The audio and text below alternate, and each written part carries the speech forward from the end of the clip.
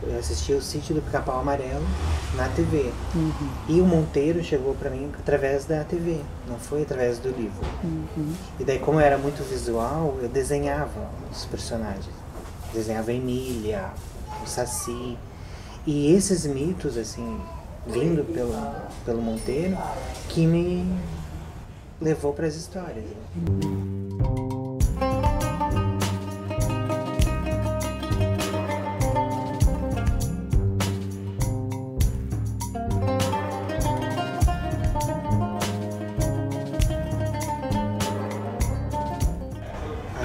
Principalmente essa coisa dos mitos, né? Porque daí eu cresci e continuava vendo esses mitos que ele colocou para todo mundo, né? Que é o mito do Saci, né? E esses mitos ficaram ali, nossa, até hoje ninguém inventou novos mitos, assim, brasileiros, né? Que relacionados à natureza. Até que foi que eu fui criando outros mitos, assim. O Palmito, outros. Então ele foi muito forte nisso, dessa coisa do Brasil mesmo, né? De criar coisas daqui, relacionadas à natureza mesmo, fantásticas. As fadas surgiram de um livro que eu ganhei, que era O Mundo Encantado das Fadas, que na verdade era tipo um estudo mesmo, do reino das fadas. Falava dos elementais e dos espíritos da natureza. Ali, nossa, aquele livro me deu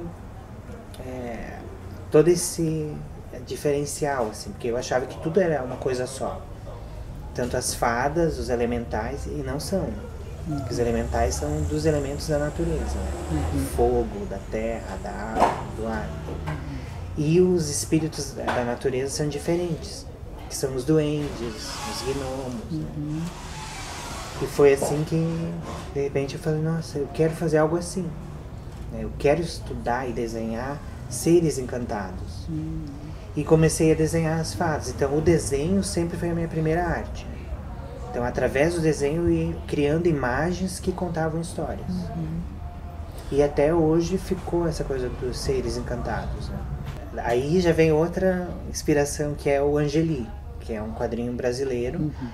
E daí eu fui pra outra área, assim, daí um quadrinho mais underground, né? Daí criei meu primeiro personagem, que ainda eu quero reativar, que chama Connie, que é um personagem bem maluco, assim, cabelão, usa sempre óculos escuros.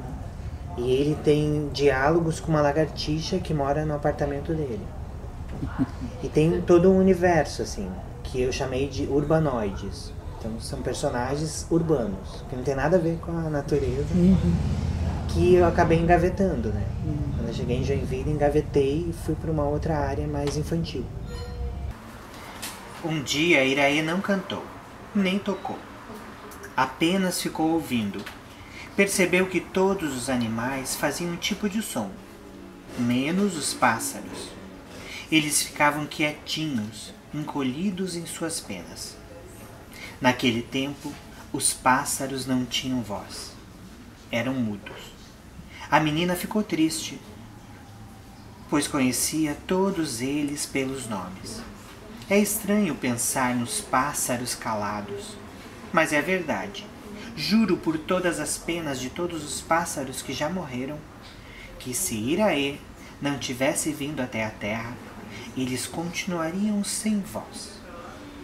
Eu cheguei aqui e reativei esse lado que o Monteiro tinha.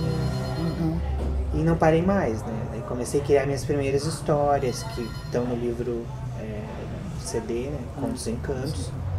E as primeiras histórias eu escrevi, mas escrevi na mente, eu fui contando. Antes de publicar, eu comecei a contar. Fiquei contando alguns anos as primeiras lendas que eu criei, né?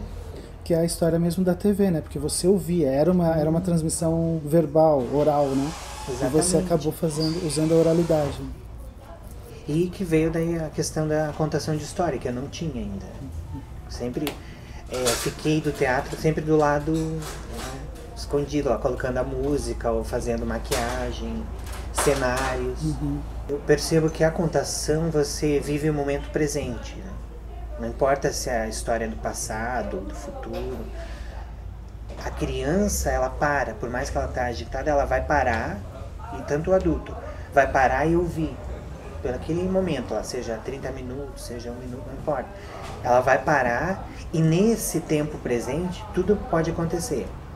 Então ela pode ativar a memória de outras imagens, né, que estão na cabeça, mexer com o coração, né? Pode chorar, já tive vários momentos que eu contei, crianças choraram, adultos choraram, outros riram. Então, por isso que é possível, né? Tudo é possível ali. E também a imaginação, né? Na contação, peixe pode virar pássaro, né? Pode o sol namorar com a chuva, tudo pode acontecer ali. Então, por isso que eu falo, né? Que é possível.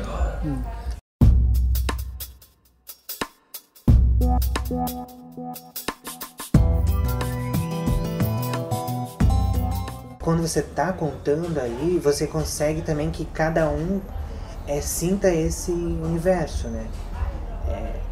A imaginação é como se fosse ligada ali naquele momento ali. Mesmo que depois ela saia, vai ver TV, vai fazer outra coisa, ela viveu aquele momento ali e vai lembrar alguma coisa dali. Ou uma canção que eu cantarolei, ou uma imagem que ficou, de repente uma máscara que eu coloquei. Ela vai levar alguma coisa. Então o livro tem essa coisa de você ter, né? Isso eu gosto muito do tato, assim. Então o livro não é mais só para ler. Ele é um objeto de arte. Então eu penso assim, os próximos livros que eu for fazer, pensar num livro-objeto. Né? Que ele vem numa caixa, ou que ele, sei lá, sai alguma coisa. E ele tem isso, de você levar para qualquer lugar, né? Como você tinha falado. Ele é um companheiro, né?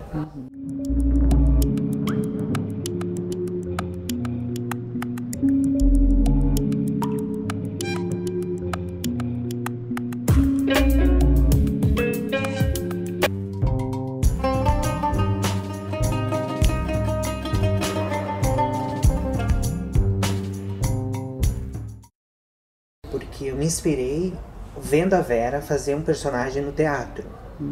Era um picolezeiro, não tinha nome, não tinha nada. E era do grupo Persona, que não existe mais, que era do Laércio.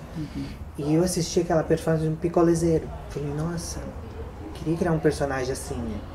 E daí me inspirei, criei um jeito diferente, a roupa, e mostrei pra Vera. Falei, me inspirei naquele teu personagem. E ela ficou assim, E foi assim que surgiu o Tatuí. Aí ela se adaptou pro Tatuí que eu tinha inventado.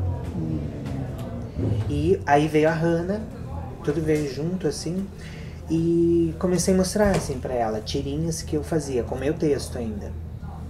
E não tinha dessa relação com o palmito. Até que um dia eu tava assim num palmital e vi aqueles filhotes de palmito. E pensei, nossa, eu sempre quis criar um mito parecido com, tipo, o saci, que protege o bambu. Daí eu falei, mas é claro, né? O Tatuí pode proteger os palmitos. Aí veio a ligação, um picolezeiro e que protegia os palmitos. Mas como isso? Não sabia na minha cabeça como que ia linkar. Então eu tinha as primeiras ideias. Um menino de rua, picolezeiro, e o protetor dos palmitos. Aí entrou a Luciane. Falei, a gente já se conhecia, ela fazia roteiros, a gente sempre teve uma parceria. E falei pra ela assim, eu queria um roteiro, sei lá, uma origem pra esse personagem.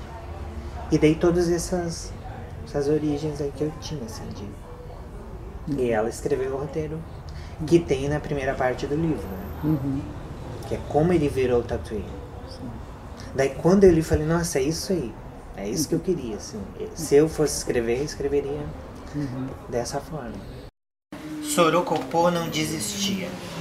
Sempre que podia, estava com a cabeça fora d'água.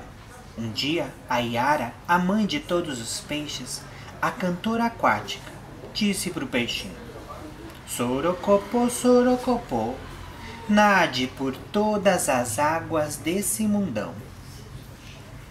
E peixe que vai virar pássaro que quer. Mas para que a Yara foi dizer isso?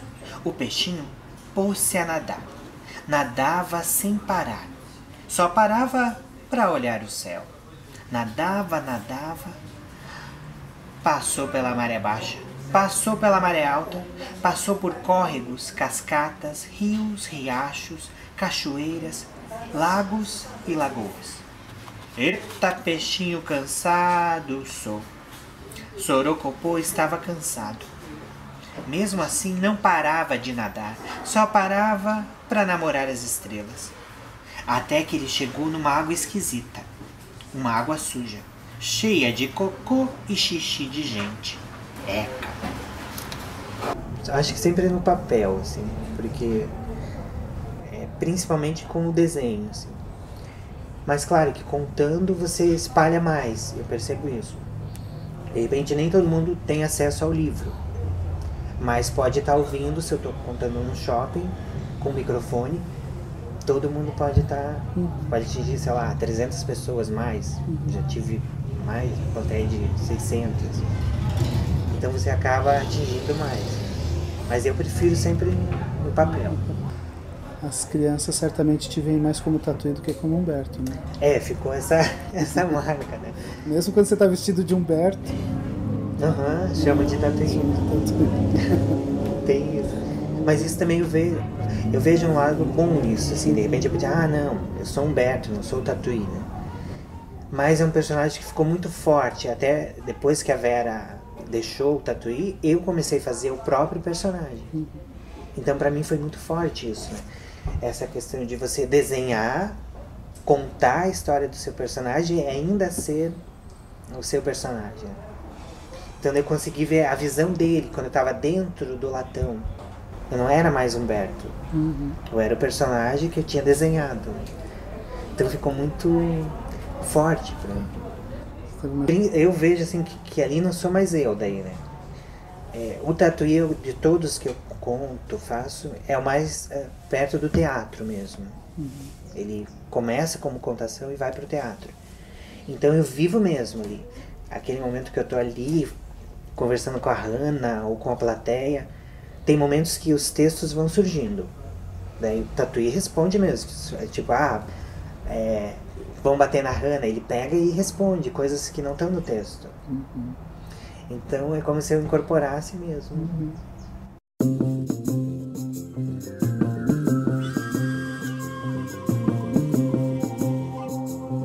Tenho orgulho, assim, né? Porque a Ana Paula, meu Deus, assim, tem que falar, assim, além de ser uma pessoa linda, né? Ela tem essa coisa, assim, que não sei explicar, assim, parece que a voz dela é antiga, assim, né? É uma voz, assim, que vem de outros tempos, né?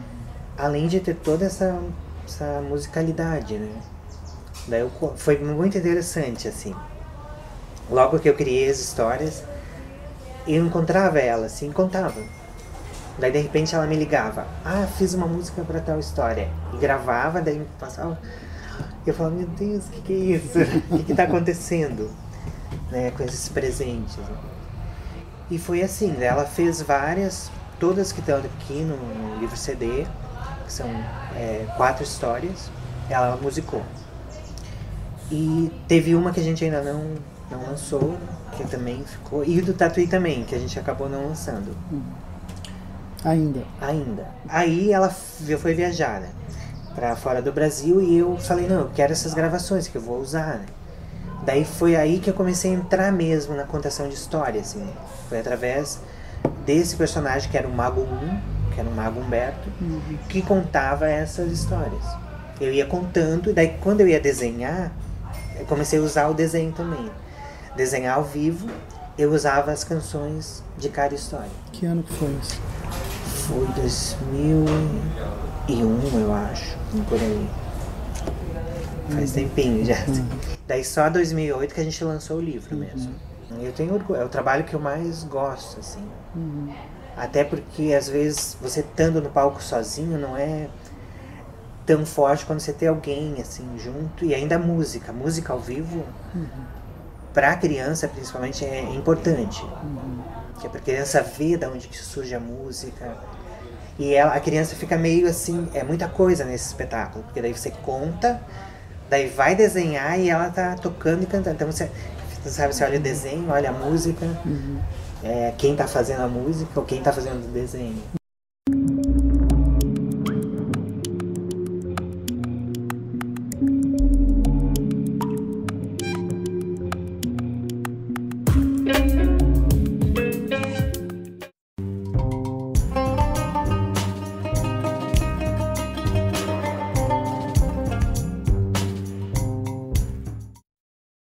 talvez o meu trabalho, eu falo que é para criança, mas talvez seja até mais para o adulto. Né? Porque eu sempre penso assim, quando eu vou fazer um espetáculo ou uma contação, que vai ter o pai junto, vai ter a mãe. Então eu não posso atingir só a criança, né? Tem que atingir o público. Né? Então eu acho que o adulto sempre que for levar, ele já está meio aberto. Assim. Se não está, ele vai ter que levar o filho. Né? Então, algum momento ele vai... alguma coisa vai mexer com ele. E eu acredito muito que a criança interior não vai morrer nunca. Né? O personagem, para mim, geralmente vem visual. Como Tatuí veio visual, assim, depois veio a parceria e as histórias. Né? E em outros momentos é bom escrever mesmo. Primeiro escrever para depois você seguir. Agora eu estou trabalhando num que eu já tenho a história, que é uma das que estão aqui no Contos Sem Cantos, e eu vou ter esse desafio de pegar um conto e transformar visualmente, né? Como que eu vou contar com imagens, né? E a ideia é fazer só visual. Então é um trabalho mais apurado, né? Como que eu vou contar isso sem texto? Por mais que tenha texto, né? Ele já tem, a história já está ali, mas como que eu vou fazer isso? Então eu deixo sempre meio que fluir, assim. Então primeiro às vezes vem o desenho e depois o texto, e às vezes ao contrário. Eu quero publicar um só visual através dos quadrinhos. Eu tenho um único quadrinho que eu conheci que chama O Sistema, que é um quadrinho todo visual. Tem textos assim nas aberturas dos capítulos, tem também textos no outdoor, no livro, no jornal do personagem está lendo, mas não tem nos balões. Então, e eu acho muito forte isso, assim, porque a criança ou o adulto vai criar o seu próprio texto. De repente nas escolas isso é mais forte para trabalhar, né?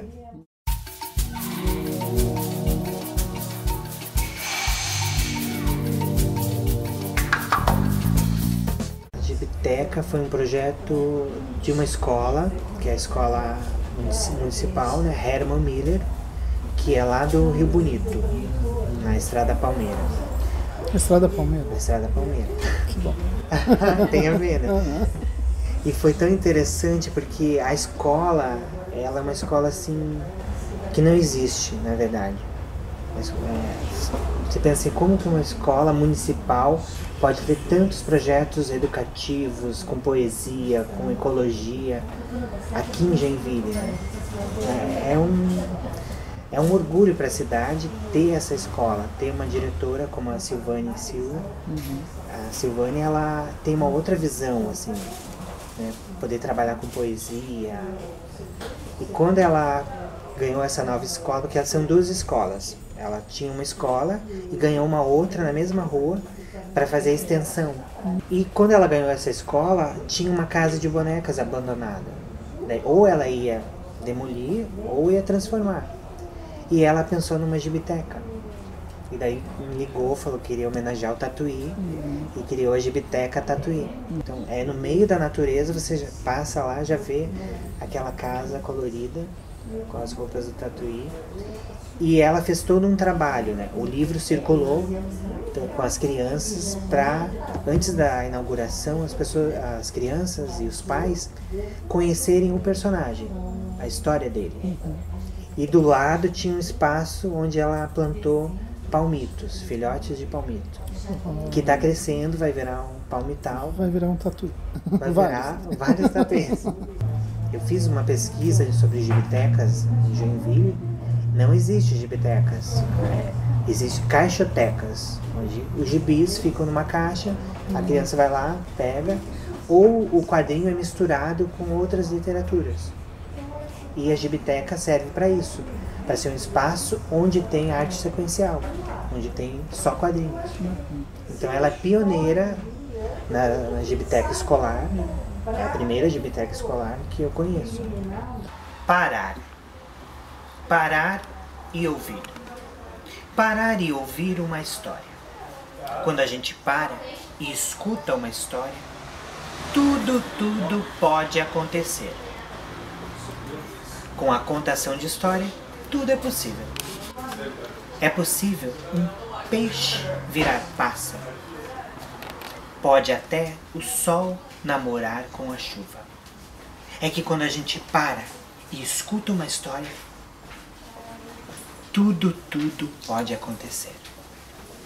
A gente vive o aqui e agora, o momento presente. O melhor lugar do mundo é aqui e agora.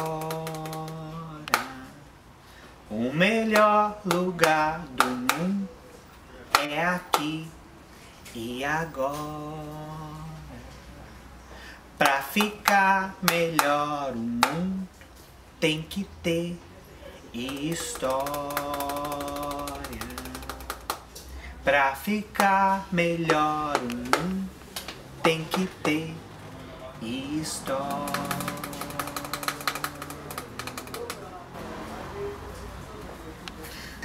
O Tatuí sempre canta uma musiquinha que é diga agora como se faz pro mundo viver em paz.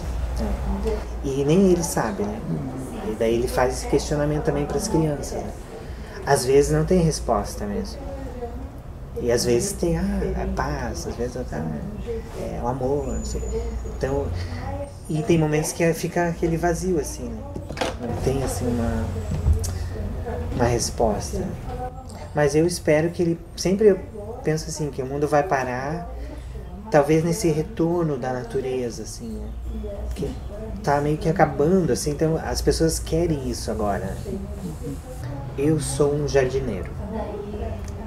Porque se eu não fosse desenhista, eu queria ser jardineiro. E o jardineiro tem esse símbolo, né?